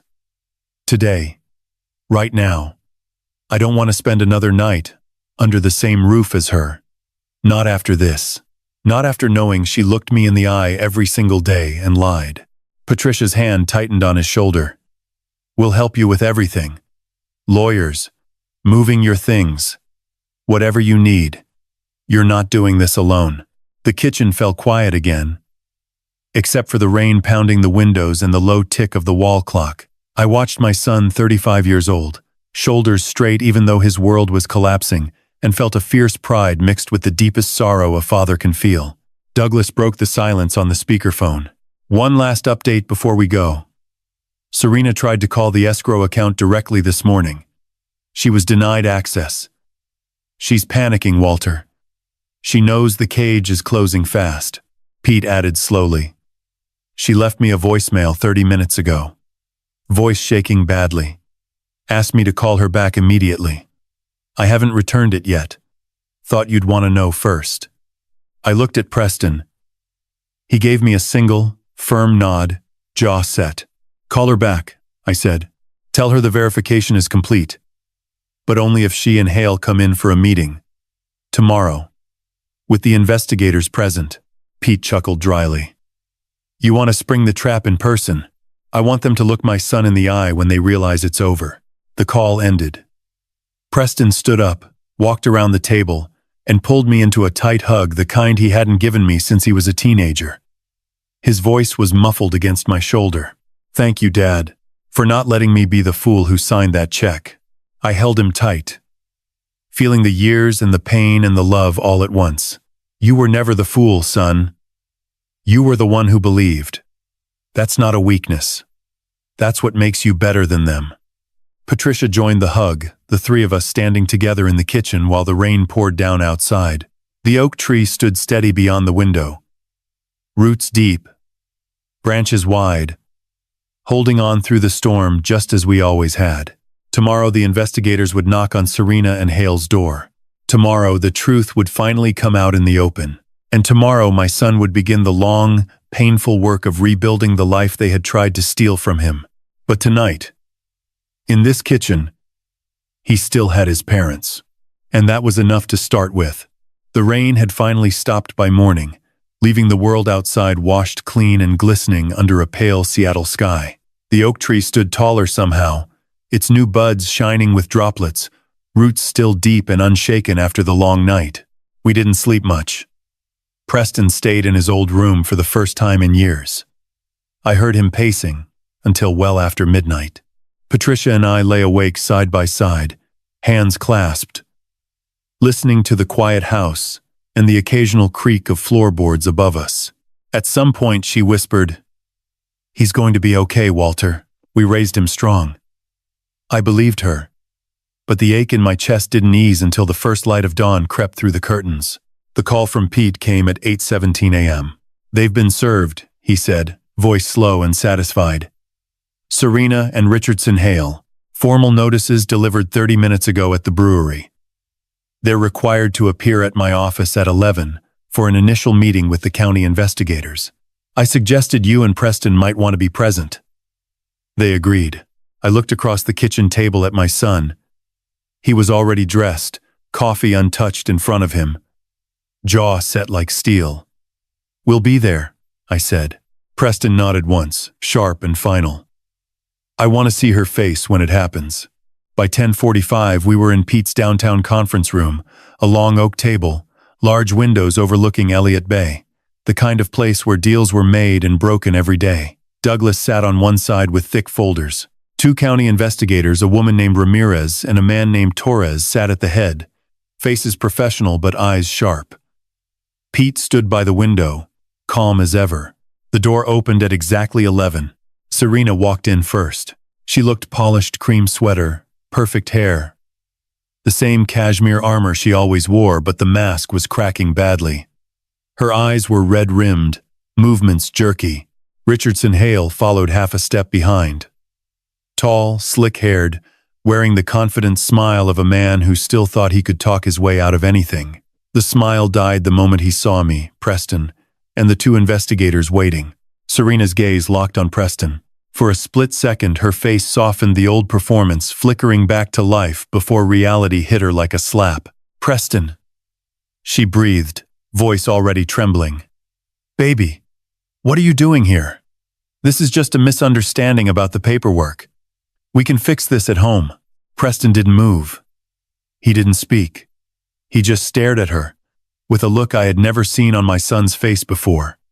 Cold, clear, and completely finished. Pete cleared his throat. "Miss Ashford, Mr. Hale, please sit. The investigators have some questions about the financial structure of Ashford & Co. Brewing and several related holding companies." Ramirez slid a thick packet across the table. "We've reviewed the documents provided by Mr. Ashford's team. We'd like to discuss the discrepancy between the business plan presented to investors and the actual LLC filings." Specifically, the routing of funds through a shell company registered to Mr. Hale. Hale tried to laugh. It came out forced. This is ridiculous. Serena and I are family. We've been helping Preston build something beautiful. These are just accounting technicalities. Torres slid another document forward. Bank records, timestamps. The Vancouver condo deed. Technicalities don't usually involve 3 previous victims and a waterfront property purchased with siphoned funds. Would you care to explain why operational expenses from the brewery were being funneled into an account only you control? Serena's hands started to shake. She clasped them together on the table, knuckles white. "Walter," she said, turning to me, voice breaking openly now. "Please. This is a family matter. We can talk about this privately. Preston, baby, look at me. I love you. I would never." "You already did," Preston cut in, voice low and steady. The room went completely silent. "You looked me in the eye every day. You told me you were building our future, while you and your brother were planning to take my father's money and disappear to Canada. Don't say you love me. Not anymore." Serena's face crumpled. The tears came fast and real, not the calculated kind she used at dinners, but the desperate kind of someone watching their entire escape plan burn in front of them. "I was scared," she whispered. "Hale said if we didn't, if the brewery failed, we'd lose everything. I was trying to protect us." Hale shot her a warning look, but it was too late. The investigators were already writing furiously. Pete slid a final document across the table, the divorce papers Preston had already signed that morning. "Miss Ashford, Mr. Hale, you are free to leave at any time. However, the escrow account remains frozen. The brewery will be restructured under new, clean management. Any further attempts to access funds or interfere will be considered obstruction." Serena looked at Preston one last time, eyes pleading. "Please, don't do this." Preston stood up slowly. He didn't raise his voice. He didn't need to. "I already did. The papers are filed. You and your brother can keep the lies. I'm keeping the brewery, the real one, the one that was supposed to be ours, before you turned it into a con." He walked out of the room without looking back. I followed him into the hallway. The moment the door closed behind us, Preston leaned against the wall, breathing hard like he had just run 10 miles. I put my hand on his shoulder. "You did good, son." He looked at me, eyes bright with unshed tears, but also something new resolve. "It's over, Dad." The cage finally closed. Inside the conference room, we could hear Serena's voice rising, panicked, pleading with the investigators. Hale was trying to talk over her, smooth and slippery. But the tone had changed. The performance was over. Pete stepped out a few minutes later, closing the door softly behind him. "They're done. The investigators are taking them in for formal statements. The brewery is yours to rebuild, Preston. Clean slate." Preston nodded. For the first time in weeks, the corners of his mouth lifted not a full smile. Not yet, but the beginning of one. We walked out of the building together into the bright afternoon light. The rain had stopped completely. The city smelled fresh, like it had been given a second chance. As we drove back toward the house, Preston stared out the window at the passing streets. "I want to go to the brewery tomorrow," he said, quietly. "Not to see her. To see what's left, that's still mine." I glanced at him in the rearview mirror. My son, my boy, still standing. "Tomorrow," I agreed. And every day after that, the oak tree would be waiting when we got home, steady, rooted, ready for whatever came next, just like we were. The door had just slammed shut behind them, and now it was time to open a new one. The weeks that followed the tense meeting in Pete's downtown conference room moved in a strange, deliberate rhythm, slow enough for wounds to begin healing, fast enough for real progress to take shape. Serena and Richardson Hale were formally charged with wire fraud and conspiracy. The case moved quickly once the evidence from Douglas's forensic work and the county investigators landed on the prosecutor's desk. Serena tried one last desperate phone call to Preston, her voice cracking so badly over the line that she could barely form complete sentences. Preston let it go straight to voicemail, then changed his number the same afternoon. He never listened to the message. He didn't need to. The chapter was closed. The brewery itself became the quiet center of everything. Pete Harrington and Douglas Fitch worked tirelessly with the county authorities to strip away every last trace of the shell companies, hidden accounts, and fraudulent filings. The waterfront building on the Columbia River in Portland remained untouched in its physical form, but legally, it was reborn. The name Ashford and Company Brewing stayed exactly as it was, bold, clean letters above the door. But now, it belonged only to Preston. A new, pristine LLC was created with solely his name on every document. No silent partners. No hidden holding companies. No more shadows. The escrow funds that had been frozen for weeks were finally released. But not a single dollar went anywhere near the old tainted accounts. Instead, every cent was used for legitimate purposes. Paying outstanding vendors who had been left hanging, clearing the equipment loans Serena had rushed through, and funding the final renovations that had been started in haste and now finished with care and honesty. The taproom smelled of fresh-cut oak and polished brass when we first walked back inside. Sunlight streamed through the tall windows overlooking the river, catching on the new fermenters that gleamed under the skylights, like they had been waiting for this moment. I drove down with Preston on a bright Tuesday morning in late May. The rain that had defined so many of the darkest days had finally given way to that soft Pacific Northwest sunshine that makes the entire world look freshly washed and full of possibility. When we pulled up in front of the brewery, the sign above the door still read, Ashford & Co. Brewing, but it felt entirely different, now honest, earned, no longer carrying the weight of lies and hidden intentions. Preston stood on the sidewalk for a long moment, hands in his pockets, head tilted back as he stared up at his own name.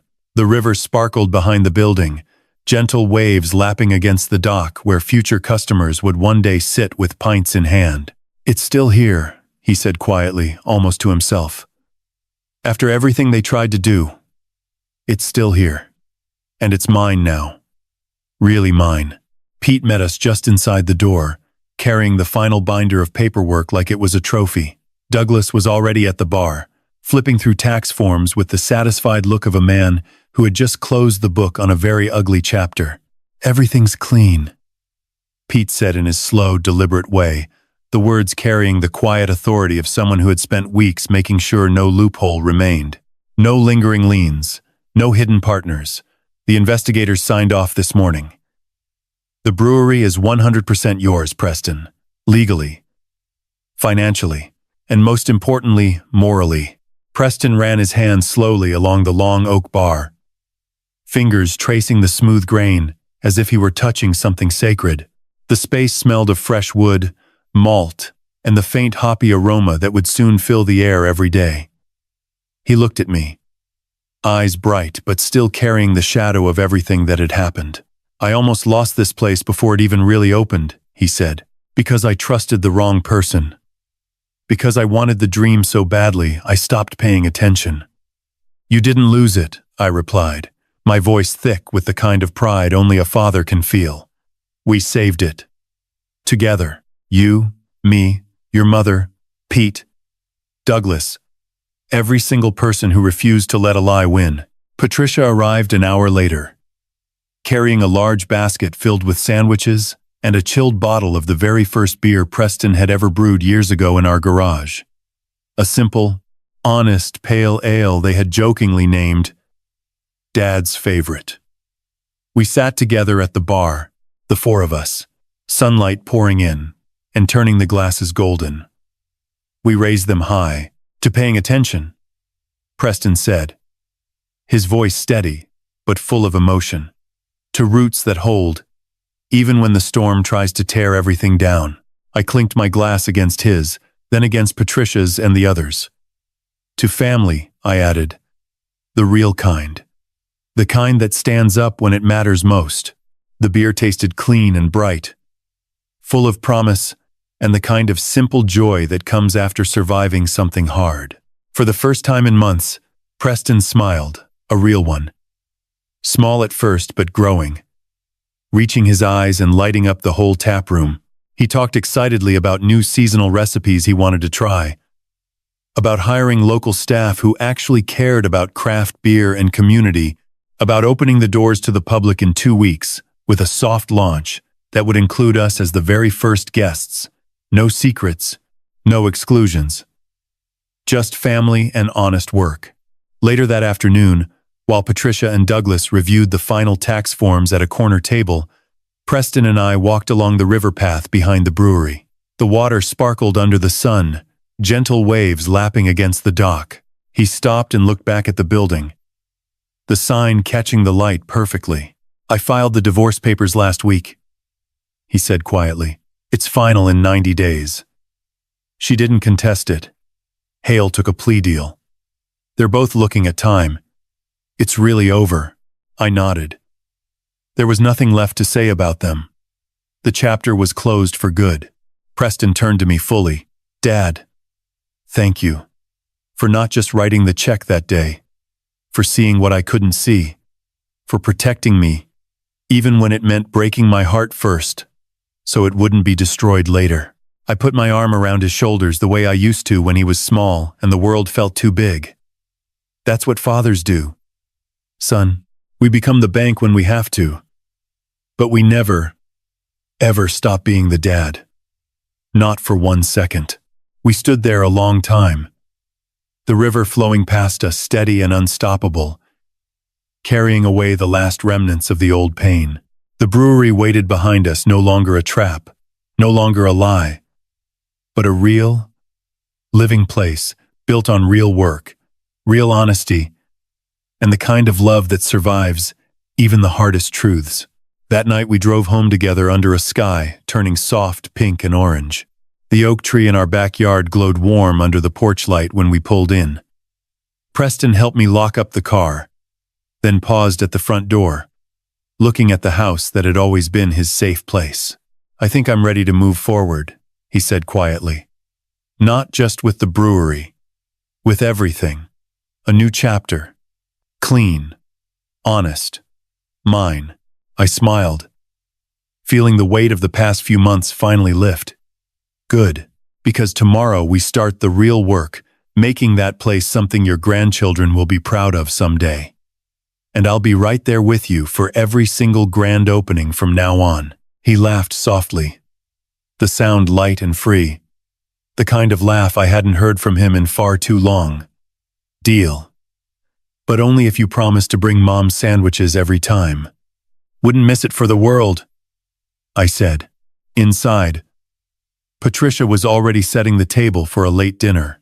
The house smelled like home, warm, safe, familiar, filled with the quiet strength that had carried us through every storm. The long nightmare was truly over. The roots had held.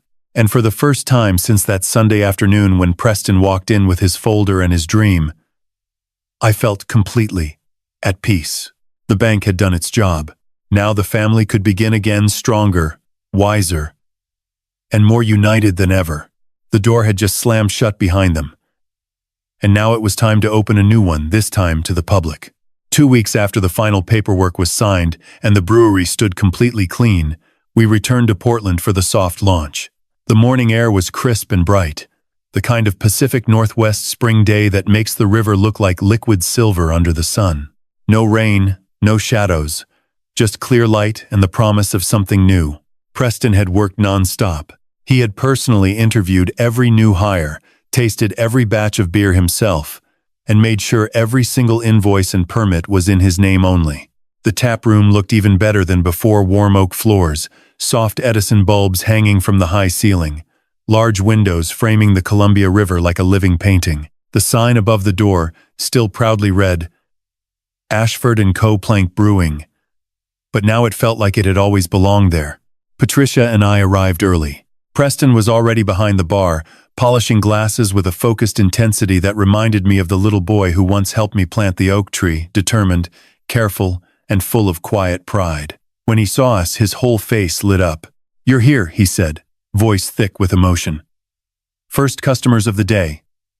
Official policy."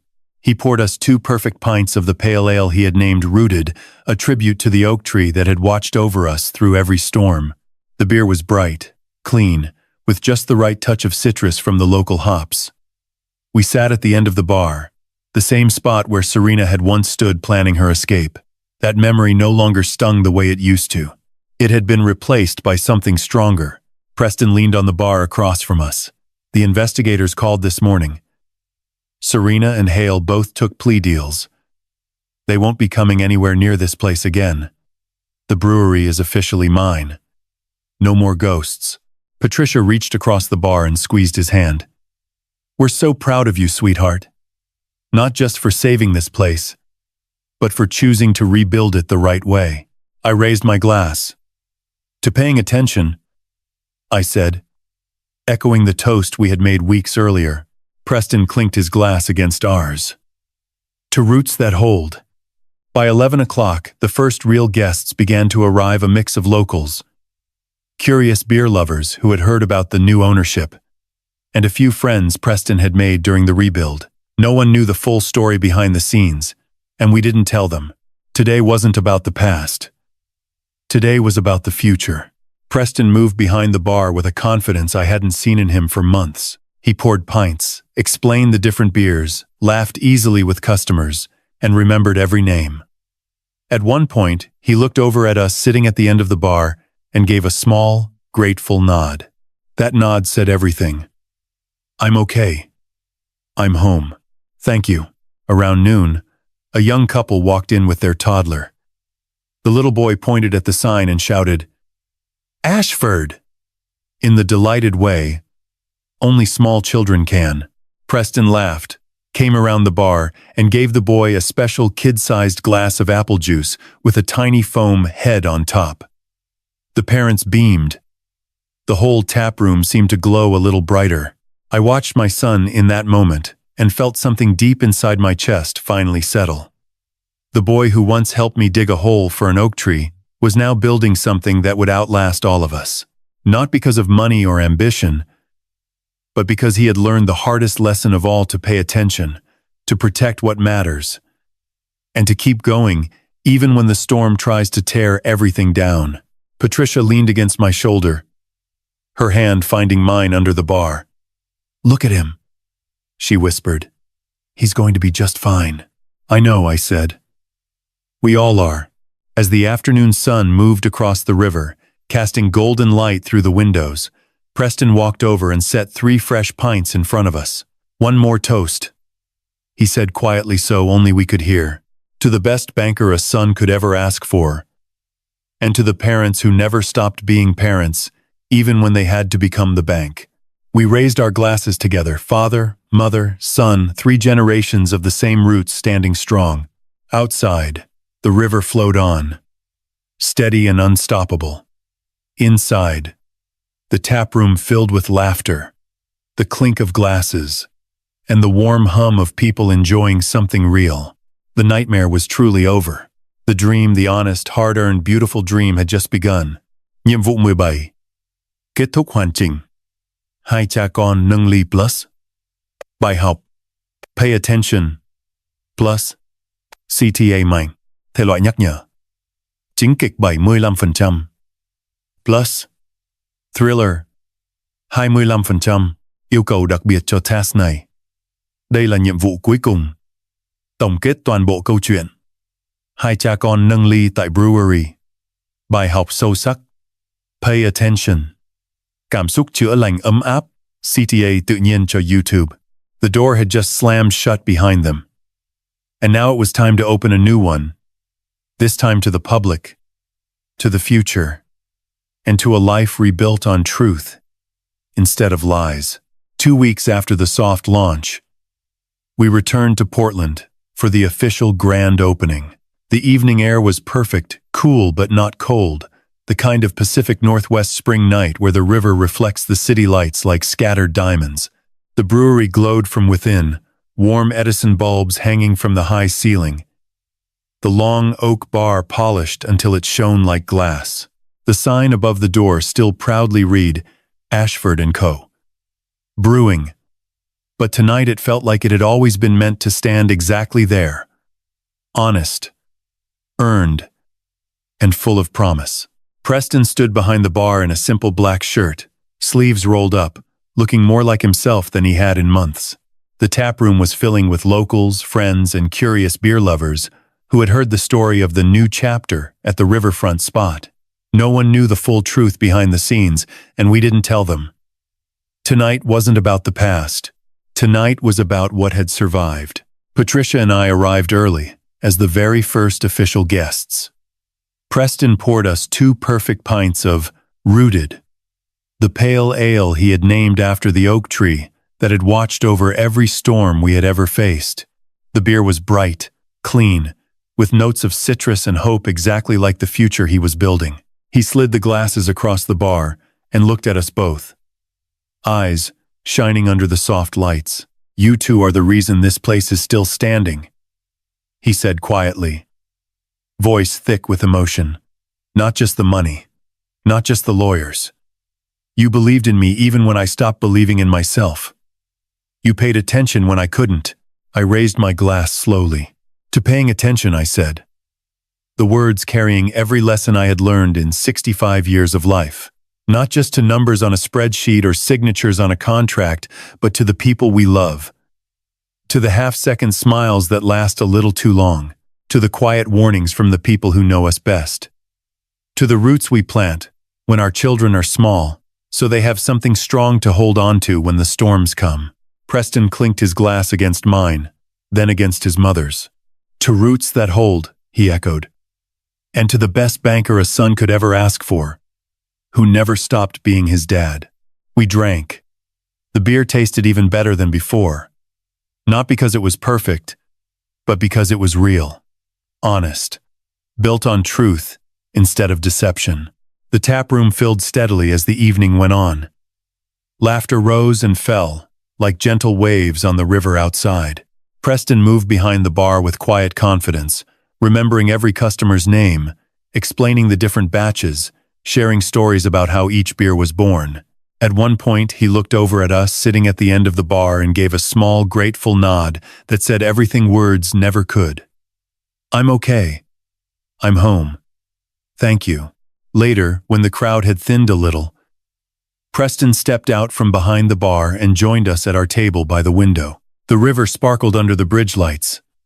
He sat down and for a long moment just looked out at the water. I used to think success meant chasing the biggest dream as fast as possible, he said softly. Now I know the real success is making sure the people you love aren't left behind in the chase. Thank you for reminding me of that, Dad. Thank you for becoming the bank when I needed you to. And for never stopping being my father. I reached across the table and gripped his shoulder. That's all any parent wants, son. To protect the dream without losing the dreamer. And you're still here. Still building. Still believing. That's the greatest victory of all. Patricia wiped her eyes quickly and smiled through the tears. We're so proud of you. Not because you saved the brewery. Because you saved yourself. The 3 of us sat together as the evening wound down, the warm glow of the tap room wrapping around us like a promise kept. Outside, the river kept flowing steady, unstoppable, carrying away the last remnants of the old pain.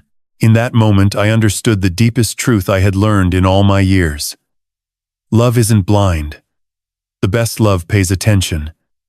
It notices the half-second smiles. It hears the quiet warnings. It builds cages not to trap people, but to protect the ones who matter most. And sometimes, the hardest thing a parent can do is become the bank not to say no to a dream, but to make sure the dream survives the people who would steal it. That night, as we drove home under a sky full of stars, Preston sat in the back seat looking out the window. The oak tree would be waiting for us when we arrived, steady, rooted, ready for whatever came next. The nightmare was truly over. The dream, the honest, hard-earned, beautiful dream had just begun. And somewhere out there, another father might be listening to this story right now, wondering whether he should write that check or pay attention first. If this story touched your heart, if it made you think twice before signing anything with your family name on it, do me one favor. Hit that like button, drop a comment and tell me, what's the one thing you wish someone had paid more attention to in your life? And if you want more real stories about family, love, betrayal, and the quiet strength it takes to protect the people you love, subscribe and turn on the bell. Because the best stories aren't the ones that end with a happily ever after. They're the ones that end with a father and son raising a glass, roots deep, ready for whatever comes next. Thank you for listening. This is Walter Ashford, signing off.